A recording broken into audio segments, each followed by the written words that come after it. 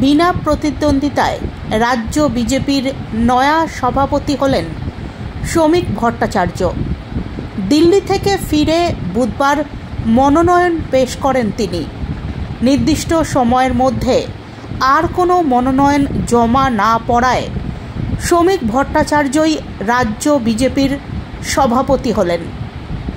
বর্তমানে রাজ্যসভার সদস্য হওয়ার পাশাপাশি দলের মুখপাত্র তিনি। মনোনয়ন জমা দেওয়ার পর কলকাতায় রাজ্য বিজেপির পুরনো দফতর মুরলীধর সেন লেনে যান তিনি।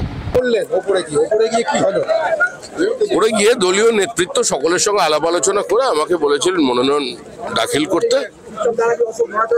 আমি মনোনয়নপত্র জমা দিলাম। আমাদের তো খালি সভাপতির নির্বাচন হয় বলেই আমি জানি, আর ন্যাশনাল কাউন্সিল মেম্বারদেরও নির্বাচন আজকেই হচ্ছে। ওই সভাপতি বলেন আপনি যেটাকে, সেই পদে।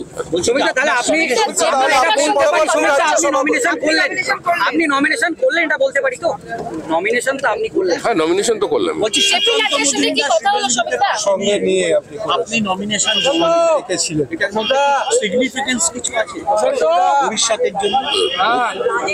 বিজেপি ঐক্যবদ্ধ ছিল, আছে, থাকবে। আর যদি কোথাও কোনো বিচ্যুতি হয় মানুষ সেটা ঠিক করে দেবে, কারণ এই নির্বাচনটা এই মুহূর্তে কোনো রাজনৈতিক দলের হাতে নেই। পশ্চিমবঙ্গের মানুষ দৃঢ় সংকল্প রাজনৈতিক ব্যবধান বা রাজনৈতিক রঙের থেকে একটু দূরে সরে এসে তারা তৃণমূলের বিসর্জন দেবে।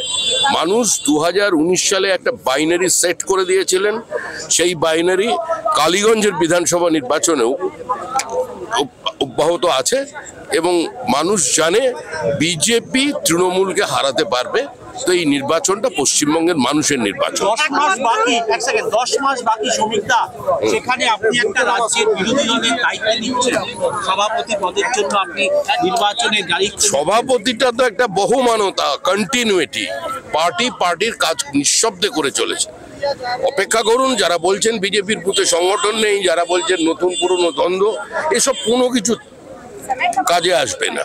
সংঘবদ্ধভাবে বিজেপি নির্বাচন লড়বে। তৃণমূলকে চিন্তা করতে হবে 2026-এর নির্বাচনে তারা বুথে এজেন্ট দিতে পারবেন কিনা।